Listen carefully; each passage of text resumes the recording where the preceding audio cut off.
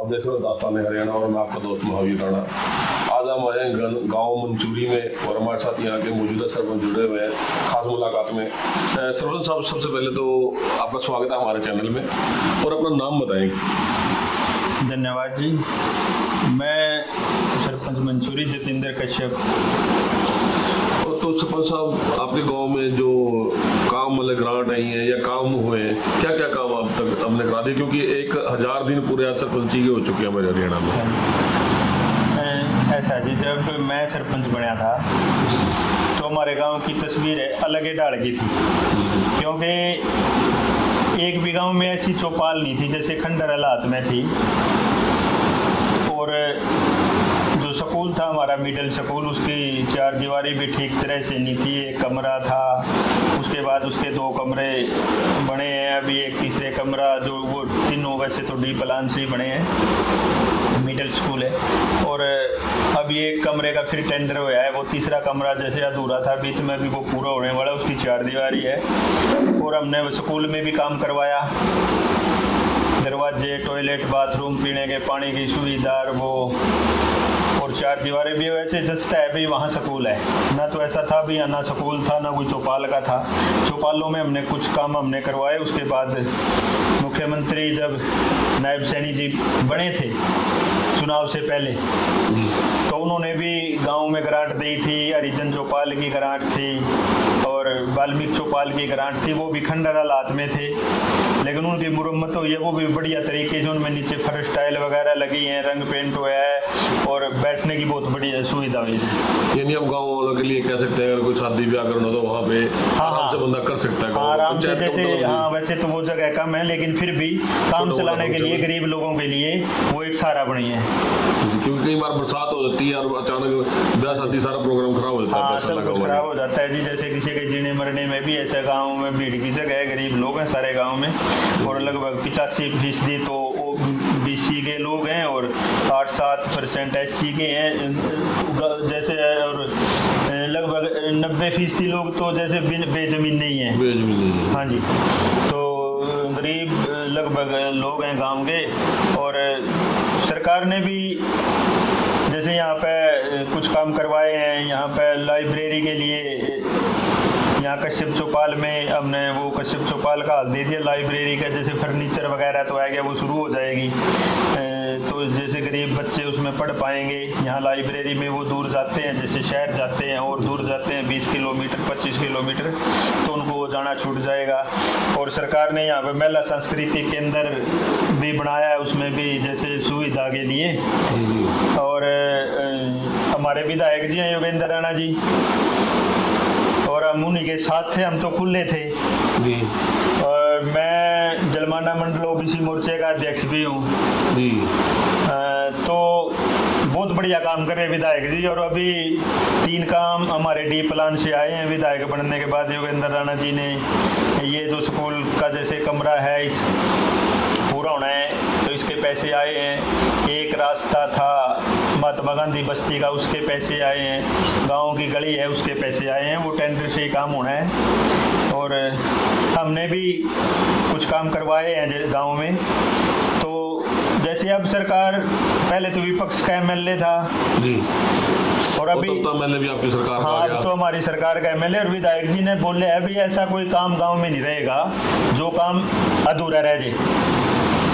और वैसे तो हम पीछे राजनीति के शिकार भी हुए, क्योंकि जो हमारा स्कूल था इसको लगभग 6 साल हो गए मिडिल स्कूल को अपग्रेड हुए जी। और जी लगभग 4 साल से इसका एस्टीमेट भी शिक्षा विभाग के पास गया हुआ है, नई बिल्डिंग बननी थी स्कूल में। और अभी CM साहब से भी मैं 25 तारीख को मिला था, तो उन्होंने भी बोला था। और उससे पहले भी मैं कई बार CM साहब से बोले, उन्होंने आश्वासन भी दिया है स्कूल की बिल्डिंग जल्दी बन जाएगी। और एक काम और है जो बहुत बड़ी समस्या है हमारे यहाँ 3 गांव हैं, शेखुपुरा, मंचूरी और पक्का खेड़ा। 3 गांवों की जो हमारी पंचायत की ज़मीन है, ये इस्तेमाल से ही 1955-56 से ग्राम पंचायत को दे है, लेकिन किन्हीं कारणों से ये ज़मीन पंचायत के नाम नहीं चढ़ पाई। इसमें गलत लोगों के नाम खड़े हैं। वही कारण है इन तीनों गांवों में गरीब लोगों के हम प्लाट तक नहीं काट सकते। अभी सीएम साहब को 25 तारीख को मैंने फिर दोबारा उनको लिख के भी दे के आया, मैं उनको बोलिया भी है भाई ये जो ज़मीन है जब ग्राम पंचायत को दे तो ग्राम पंचायत मालिकान खाते में ग्राम पंचायत आनी चाहिए, उसके बाद इसका प्लाट भी कटेंगे और सुविधा भी जैसे गरीब लोगों को या किसी को भी चाहिए वैसे वो है ग्राम पंचायत के नाम, उसको पट्टे पे भी देते हैं और भी काम जैसे हैं, लेकिन उस हिसाब से पंचायत मालिकान खाते में नहीं है। नहीं, अब तो सरकार ने पहले तो 1 रूम सेट का था और इस बार बीजेपी ने 2 रूम सेट किचन का जो बनवाया जा रहा है गाँव में जो गरीब लोग हैं, गरीब तबके के जो भी जितने भी परिवार हैं, तो आप जैसे गांव में अभी घर बनवाए जा रहे हैं, गरीबों को दिए जा रहे, अलॉट कराए जा रहे पंचायती जमीन पे। तो रूम सेट का आपकी बात, रूम सेट की बात होगी ना, पहले एक 1 रूम सेट था और अब 2 रूम पहले सेट तो है ना जो प्लाट कट रहे थे जी जी जी, और उसके बाद जो प्रधानमंत्री आवास योजना के तहत मकान बने थे। अब तो सरकार की ऐसी सुविधा है जैसे सरकार पैसे देती है, तो जिसके पास जैसी भी जगह है सरकार की कोई पाबंदी नहीं है भी आप 1 रूम बनाओ 2 बनाओ या आप बनाओ, अगर आपके पास पैसा है तो आप खुद के पैसे भी लगा के, लेकिन मकान बनाना जरूर है। लेकिन अब तो 2.5 लाख रुपए भी सरकार की तरफ से दिए जा रहे हैं। नहीं, अभी तक तो 1,80,000 रुपए थे, लेकिन अब भविष्य में सरकार कह रही है भी हम इसके पैसे ज्यादा देंगे। ऐसा है, शहर में 2.5 लाख रुपए हैं लेकिन गाँव में 1,80,000 रुपए ही है। गाँव में भी 1,80,000, लेकिन क्योंकि सुनने में आ रहा है कि सरकार ने अब 2.5 लाख उसको कर दिया बढ़ा के।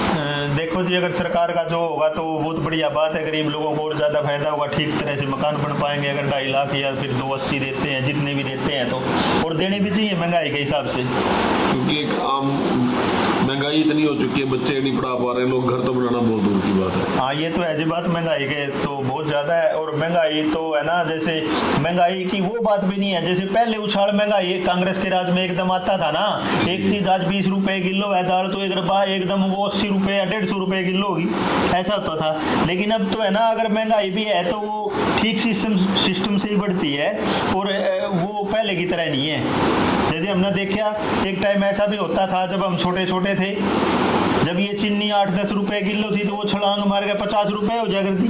वो काला बाजारी अब भाजपा के राज में नहीं है, सरकार का कंट्रोल है और ऐसा कुछ नहीं है। और एक हमारी समस्या और बहुत बड़ी है, यहाँ पे एफड के गोदाम हैं लगभग 25 एकड़ में, और उनके लिए सीधा रास्ता नहीं है हाईवे से सीधा, जैसे असंत करनाल रोड है वहाँ से जोड़ के वो हमारी फिरनी से ही निकल के जाते हैं, और ये फिरनी टूटी है और इतना रास्ता भी नहीं है जिससे इतने बड़े बड़े साधन गलियों से मुड़ते भी नहीं है। ये भी हमने सरकार को कई बार लिख के दे लिया है और सरकार ने मतलब सीधा रास्ता उसका गोदाम का बना दिया। गोदाम का सीधा गोदाम से और सीधा जीटी रोड से, इस असंत करनाल रोड से हाईवे से एक्वायर जमीन करके वहाँ से बनाया जाए तो इसका सबको सुविधा है इसकी। गांव की फिरनी में तो बच्चों का भी डर रहता है, कई बार बच्चों का डर है जी, बच्चे हैं यहाँ, इतना रास्ता नहीं है, कई बार कोई ऐसा हादसा हो जाए तो फिर बाद में तो फिर पछताना ही पड़ता है।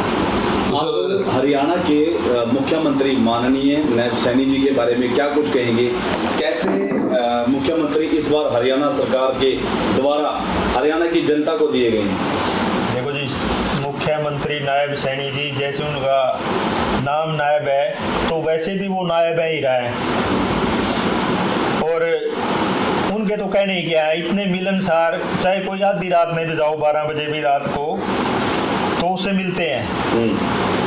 और ये एक बार पहले जो बात थी ना भाई, चौधरी देवीलाल ऐसे मुख्यमंत्री हैं रास्ते में हर आदमी से मिलते हैं, लेकिन ये चौधरी देवीलाल से भी ऊपर निकल गए हैं जी उस मामले में, यानी कि भाईचारा कायम रखते हैं। हाँ, भाईचारा कायम रखने में और हंसमुख है वो बहुत हंसमुख है जी, हर टाइम उनके मुंह पे स्माइल रहती है। हाँ, और लोग पसंद है जी, आम जनता को मुख्यमंत्री पसंद है जी।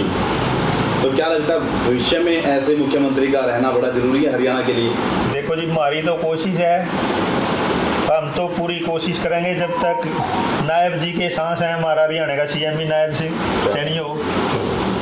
आपके हल्का विधायक योगेंद्र राणा जी के लिए आप क्या कुछ कहेंगे?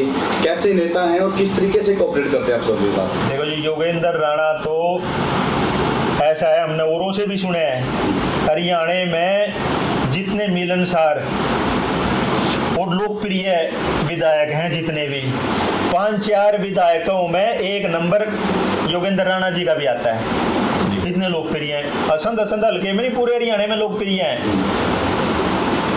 वो भी बड़े मिलनसार। हाँ, बहुत मिलनसार है जी। और जनता चाहे किसी टाइम भी जाए विधायक जी के पास और उनको आश्वासन भी देते हैं, उनके काम भी करवाते हैं। और उन्होंने बोले भी अभी शुरुआत है, जैसे जैसे बजट आएगा आसंद में, वो तो कह रहे 3 गुना, लेकिन हम जैसे हम सोचते हैं ना, वो 3 गुना नहीं 5 गुना काम होंगे जी। और सर जो हमारे चैनल के दस्तक आप देख रहे हैं, क्या कहोगे जो हरियाणा के लोग सीएम साहब सैनी के साथ? देखो जी, हम तो पूरी जनता से, पूरे हरियाणा के निवासियों से ये आह्वान करते हैं, भाई इसी सरकार तो शायद बोर्ड का आवे, अगर आप बदलोगे तो इसका नुकसान होगा और आप पछताओगे। इस सरकार को बार बार बनाओ और अपने हरियाणा की तकदीर बदलो। सर क्या लगता है हरियाणा की इस भाजपा सरकार के दौरान, इस कार्यकाल में और इससे पहले जो कार्यकाल रहे हैं, इनमें कितने % भ्रष्टाचार मुक्त हुआ है हरियाणा? देखो जी, भ्रष्टाचार अब तो है ना, सीधा काम ऑनलाइन है। जैसे पहले कांग्रेस का राज था, खुद राजीव गांधी क्या करते हैं, 1 रुपया भेजा तो 15 पैसे जाते हैं। लेकिन आज अगर वहां से 1 रुपया आता तो 1 रुपया सीधा खाते में आता है, गरीब जनता के खाते में आता है, मजदूर के आता है, किसान के आता है, चाहे किसी के, सीधा पैसा आता है। यानी कि आपके हिसाब से पूरी पारदर्शिता है इस सरकार में? हाँ, इस सरकार में पूरी पारदर्शिता है और बहुत बढ़िया सरकार है। अंत में आप हरियाणा के मुख्यमंत्री और हरियाणा सरकार को आप अपने गांव की जो तमाम शेष समस्याएं हैं उनको लेकर के क्या कुछ कहेंगे और क्या कुछ सरकार से अपील करेंगे? देखो जी, हम सरकार से ये अपील करते हैं, क्योंकि जैसे पीछे विपक्ष का विधायक था, हमारे गांव में काम नहीं हो पाए। इससे पहले भी जो सरपंच था और यहाँ का जो विधायक था बख्शीश सिंह, उसके बीच में कुछ खटपट थी, तो उसने भी हमारे गांव में पैसा नहीं आने दिया। तो लेकिन अब हमने उम्मीद है, विधायक योगेंद्र राणा जी हैं और मुख्यमंत्री नायब सैनी हैं, हमारे गांव में वो पिछले 10-12 साल वाली कसर निकट जाएगी। जो भी दास्ताने हरियाणा न्यूज अब उपलब्ध है 1100+ डिजिटल केबल नेटवर्क पर and Android based DTH smart set top box, सभी OTT प्लेटफॉर्म।